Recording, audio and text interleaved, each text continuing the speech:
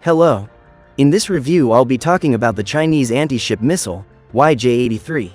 It's also known as the C-802. This is a family of anti-ship missiles with sea, air, and land-based variants. I'll cover what the missile is in general, which versions are part of the YJ-83 family, and what each version is capable of. Before we begin, don't forget to subscribe to the channel and hit the like button. It helps make our content better. Let's burn.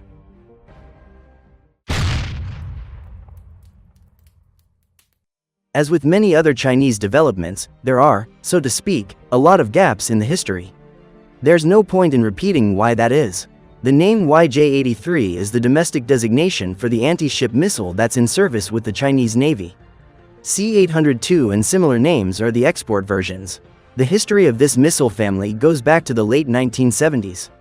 The reason China decided to develop a fully domestically produced anti-ship missile was the adoption in 1975 of the French MM-38 Exocet. There's already a review of that missile on the channel. I'll leave a link in the description. I recommend watching it. You'll see a lot of similarities between the French and the Chinese missiles. More precisely, the Chinese decided to copy the Exocet in the late 1970s, which led to China's first entirely indigenous anti-ship missile, the YJ-8. It's essentially a copy of the French missile. It was ready for service by the late 1980s, and full-scale production began in the early 1990s. It had very limited range. In addition, Taiwan, with the help of its American allies, developed a more effective anti-ship missile, the Xiangfeng 2. That missile appeared in the early 1990s, and China was concerned because it outperformed the Chinese missile in the same class. That prompted more intensive, secret work on a new missile in the early 1990s. Around 1993-1994 China ran into financial difficulties, which delayed the new anti-ship missile project. Another problem involved the missile's own capabilities, the engine, guidance system, and electronics. The new missile was only sent to testing in 1997, and the tests were completed fairly quickly, which also suggests the design was simpler than publicly claimed. To clarify up front, there are 3 generations of the YJ-83. The export designations make this easiest to follow. The baseline version is the C-802, the second generation missile is the C-802A, and the third generation is the CM-802B. I'll discuss the differences in the corresponding sections. By 1998, the missile had effectively reached operational readiness, the baseline version. It was shown publicly for the first time in 1999 at a parade. Initially, it was a sea-launched missile, fired from dedicated launchers.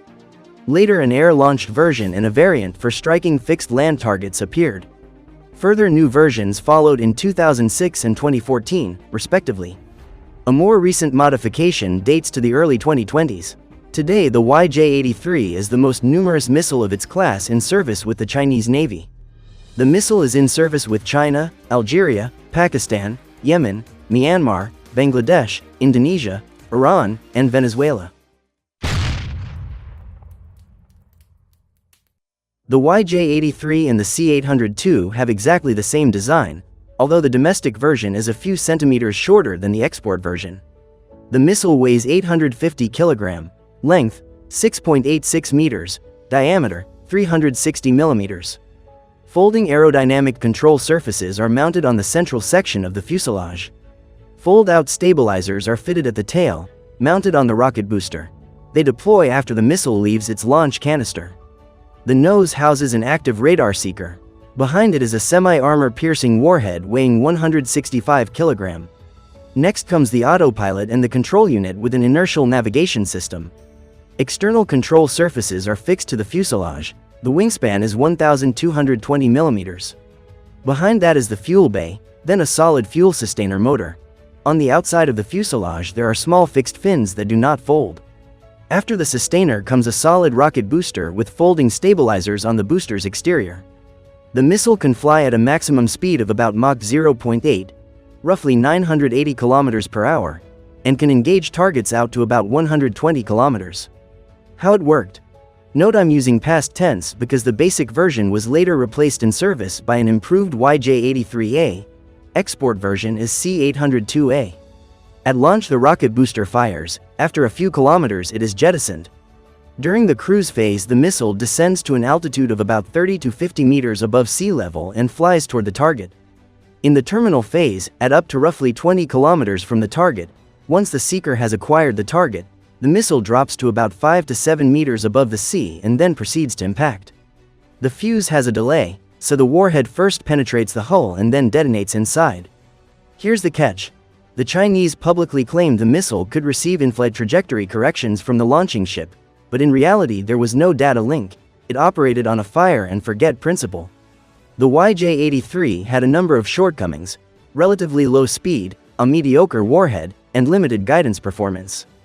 Because of those problems, work on an improved variant, the YJ-83A, began immediately after the baseline version was completed in 1998. In 2006, that improved version entered service. Microprocessors were introduced in this variant, which freed up space for a larger warhead and a bigger fuel bay. A new semi-armor-piercing warhead of 190 kilograms was installed. They took the French Tri-60-2 turbofan engine and produced a Chinese analog, the CTJ-2 engine. To use that engine, an air intake was added to the bottom of the missile. The missile can now reach a top speed of Mach 0.9, roughly 1,100 kilometers per hour. The engagement range was increased to about 180 kilometers. The solid rocket booster remained. The missile is still used from land launchers for coastal defense roles. There were also a number of new, let's say, speculations about this version. The main one concerned speed. The story went that the missile accelerates to Mach 0.9 at launch, then 30 kilometers from the target speeds up to Mach 1.3. At 20 kilometers it reaches Mach 1.7, and in the terminal phase at 5 to 8 kilometers it climbs to Mach 2, then strikes the target.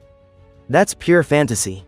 Given the missile's construction, the engine's capabilities, the intake design, and so on, those claims don't hold up.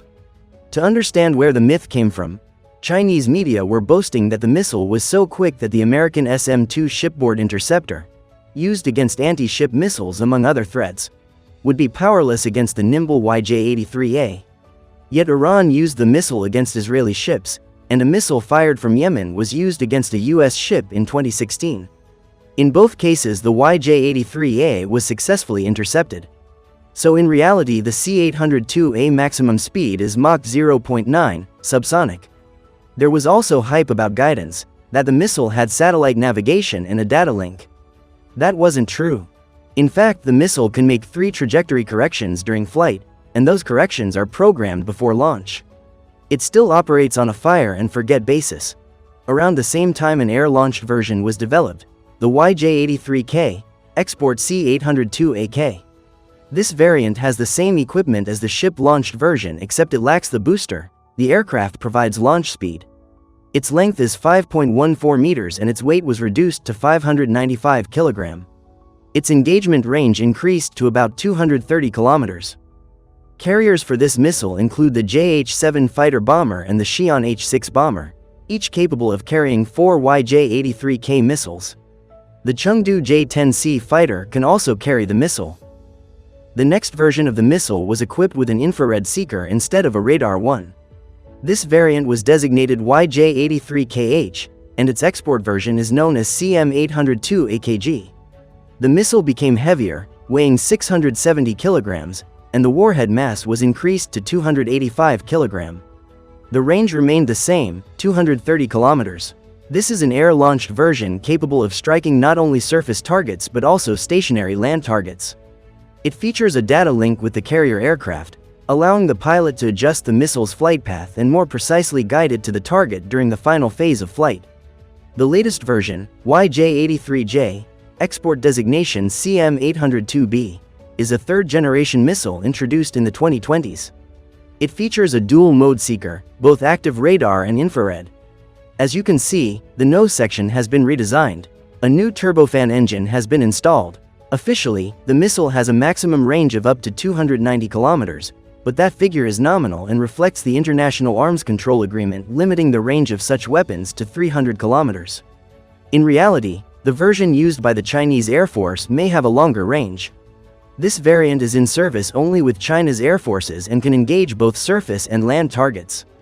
While the latest air-launched version is exclusive to China's Air Force, the CM-802AKG version is used by the Pakistani Air Force on the JF-17 Thunderfighter. China continues to expand production of these missiles, primarily in anticipation of a potential conflict over Taiwan and a possible confrontation with the US Navy.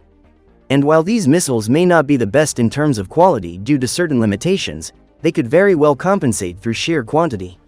At this point, China possesses and produces a vast number of such missiles in various modifications. Well, that was the YJ-83 anti-ship missile. I'm sure this video was interesting and informative for you. Don't forget to subscribe to the channel and hit a like button. That's all from me. Clear skies to you all. Goodbye.